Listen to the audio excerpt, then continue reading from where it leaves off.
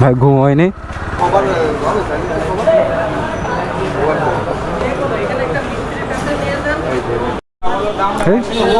Colour change হয়ে গেল।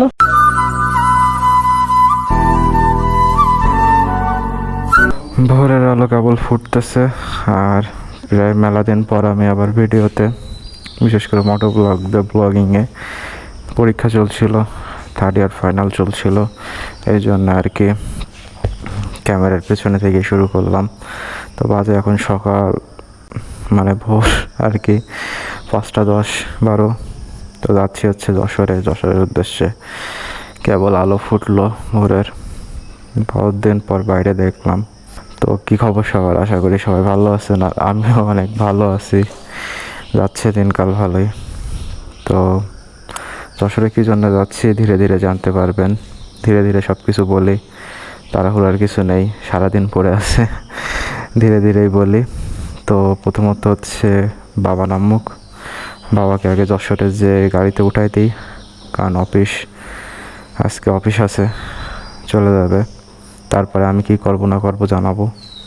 তো বেরোই আগে। তো 5:13 বেরোয় গেছি এখন।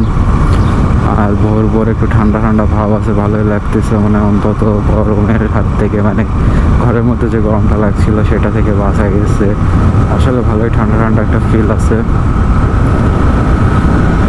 আর নড়াইল শহর মানুষজন ভালোই উঠে গেছে, 5:13 বাজে। আর শনিবার তো দেখা যাচ্ছে যে সপ্তাহের একদিক থেকে শুরু, আবার একদিক থেকে শুরু না। চাকরিজীবীদের জন্য কিংবা যারা শুক্র শনি ছুটি থাকে তাদের জন্য শুরু না, আবার যাদের শনিবারে কাজ থাকে তাদের শুরু। অনেকে হাঁটতে বেরোয়েছে, নামাজে গেছিল অনেকে, আবার অনেকে গন্তব্যে যাবে জন্য বেরোয়েছে। এটাই হচ্ছে বিষয়। তো আমি হচ্ছে গিয়ে যশোরের জন্য বেরোইছি, দেখি যশোরে যাই। বাবারে আগে উঠে দিই, এক আঙ্কেল আসবে, আঙ্কেলের সাথে চলে যাবে। তারপর আমি কি দেখি করি না করি, কারণ 10টার আগে তো কাকুকে পাবো না, আর তার আগে কাকুরে উঠানো ঠিক হবে না। দেখি যশোর শহরে মেলা দিন পর একটু টোটো করবে না।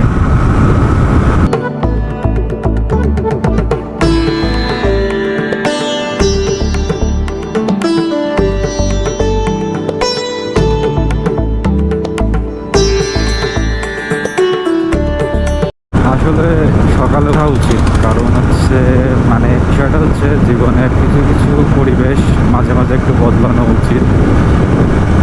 সেটা সব রকমভাবে, যেমন রাতে বেরোনো দরকার একটু, আবার মাঝে মাঝে একটু ভোরে ওঠা উচিত, তারপরে দিনে দুপুরে, মানে প্রায় অল টাইম, মানে সবসময় একটু এক্সপিরিয়েন্সটা রাখা ভালো। আর জীবনের পরিবেশটা একটু বদলাইলে হয় কি, মানে সময়টা অনেক ভালো থাকে, বোঝা যায়। তো মাঝে মাঝে একটু জীবনের পরিবেশটা বদলানো খুব জরুরি, কারণ জীবনের সাথে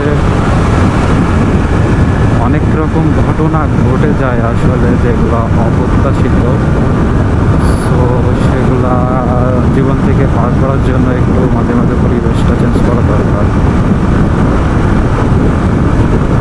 আর এই রোডে খুব শীঘ্রই ট্রেন চালু হয়ে যাবে, শুনলাম জুলাইয়ের দিক থেকে। আমি এখন যশোরে প্রবেশ করেছি, এখন পালবাড়ি যাই আগে। আসি হচ্ছে এখন মনিহারে, আর সম্ভবত শ্রমিক ইউনিয়নের ভোট এমন কিছু গেছে।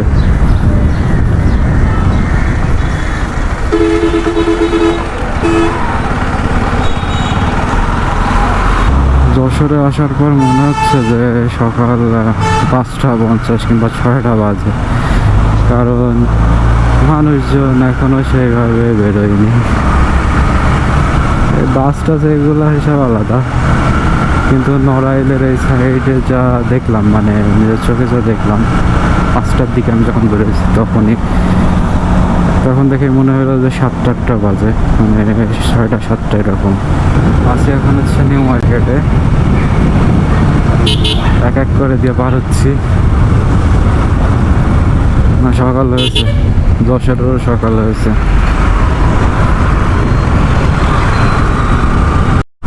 ভয়ানক ব্যাপার স্যাপার, তাই না? পালবাড়ি চলে আসছি।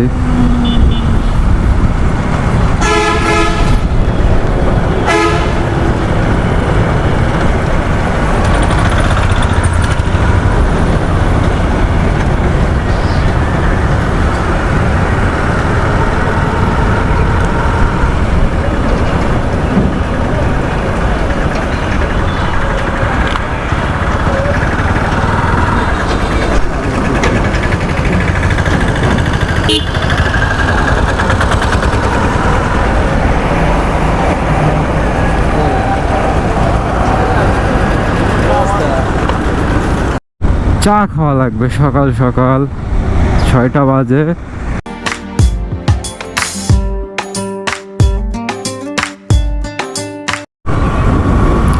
দড়াটা না, ভোটের আমেজ। আসলে যে চেয়ারম্যানে যে ভোটটা হচ্ছে না, যশোর, ওটা সম্ভবত 29 তারিখ এমন ডেটে। আমি ডেটটা আসলে শিওর জানি না। সকালে ফাঁকা ফাঁকা ভাবটাই ভাল লাগে, না হলে তো একটু পর থেকে শুরু হয়ে যাবে না, শহরে আর আসতে মন যাবেন না, এমন একটা অবস্থা। শহরের এই ফাঁকা রাস্তাটাই সুন্দর না? এই ফাঁকা রাস্তাটা একটা সময় ছিল, তারপরে আসলো করোনা আসার পরে সব ভরে গেল। আর এইভাবে ঠেলে দিয়ে সামনাসামনি মুখোমুখি হয় রোষায় কাদের বাইকে। অনেকদিন পর শহরে এইভাবে ঘুরতেছি। ভাই ঘুম হয়নি তো। আসি হচ্ছে আরএন রোড, বাজে এখন হচ্ছে 11টা 15। সেই সময় তো যশোরে ছিলাম, কাকুরে 10টার পরে ডেকে তুলে নিয়ে গ্যারেজ থেকে ঘুরে এসে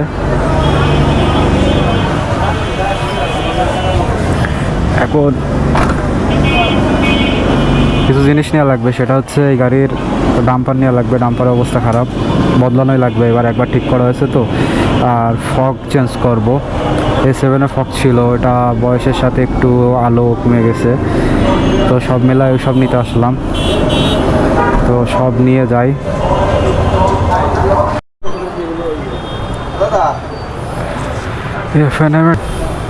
আর এটা তো মনে হচ্ছে সেই বক্স যেটা ছবিটা লাগাইছে। বাড়ি কেন কি করবা? পকেটটা শুনবা?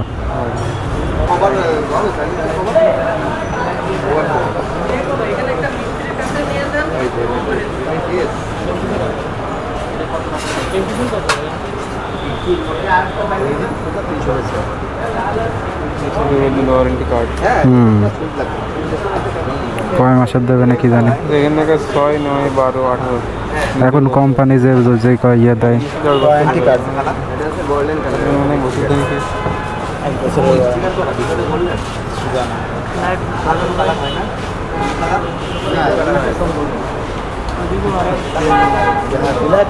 আরেকটা দেন। গোল্ডেনটা ফোটে বেশি তো, সব গোল্ডেন লাগে। থাকে ওইটা আছে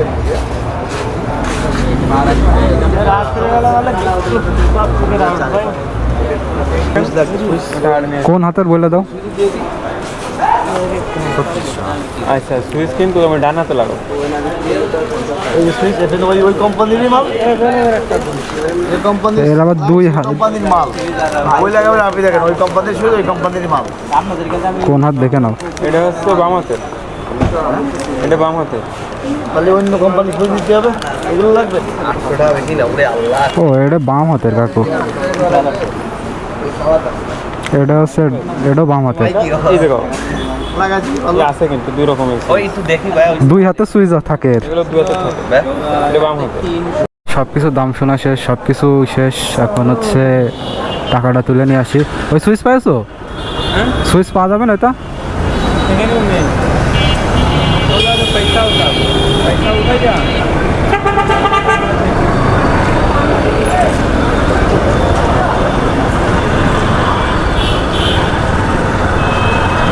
এখন যাচ্ছে যে টাকা তুলতে, টাকাটা তুলে নিয়ে আসি।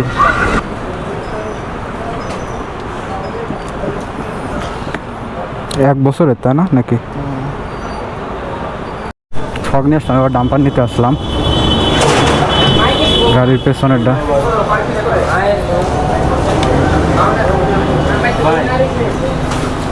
ডাম্পার দেন, ডাম্পার দেন।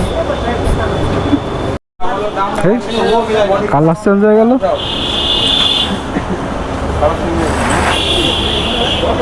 তোমার গায়ে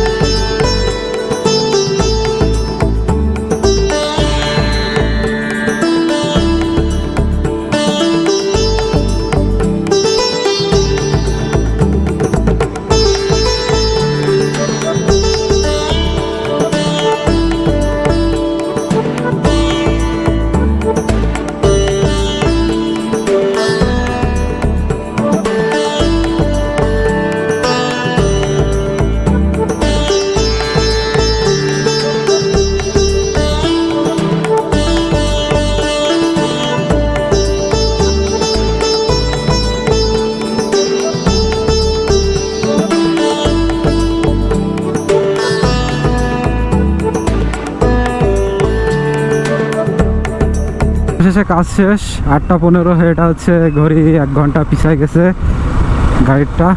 9:15 মানে 9:20 বাজে এখন।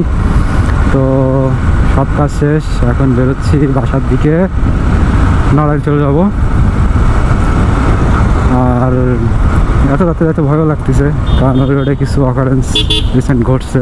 তো দেখা যাক, রিল্যাক্সে বেরো যাব।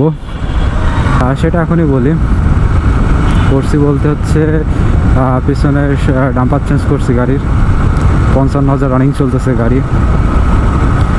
তো ডাম্পারের দাম নিচ্ছে হচ্ছে 3950 টাকা, আর হচ্ছে 4000ই ধরেন। আর ফক চেঞ্জ করছি, ফক ছিল আগে আমার A7-এ, সেটা গাড়ি কেনার প্রথমেই লাগানো ছিল। 3 বছর হতে যাচ্ছে গাড়ি কিনা আমার, জুনের 12 তারিখ আসলে। তো ফগের একটু লাইট কম পাচ্ছিলাম, যার জন্য ফকটা চেঞ্জ করলাম। নিচে হচ্ছে F&M-এর F1 যেটা, ওইটা 1 বছরের ওয়ারেন্টি। যা বলছিলাম, আসলে আমার গোপ্রো চার্জ শেষ হয়ে গেছিলো একটা ব্যাটারি, আর একটা ব্যাটারি ঢোকাই নিলাম। তো ফক টক ডাম্পার টাম্পার চেঞ্জ করে গাড়িটা ধোয়া নিছি সুন্দর করে, কারণ কদিন আগে বৃষ্টি গেল, তেমন একটা অবস্থায় ছিল। আর পরীক্ষার জন্য গাড়ি আমি সেভাবে কোনো জায়গায় কিছু করাইনি। তো ফুল ওকে গাড়ি। তো এখন বেরোয় যাচ্ছি হচ্ছে নড়াইলের জন্য। আসি হচ্ছে মনিহার পাবে নীলগঞ্জের এখানে।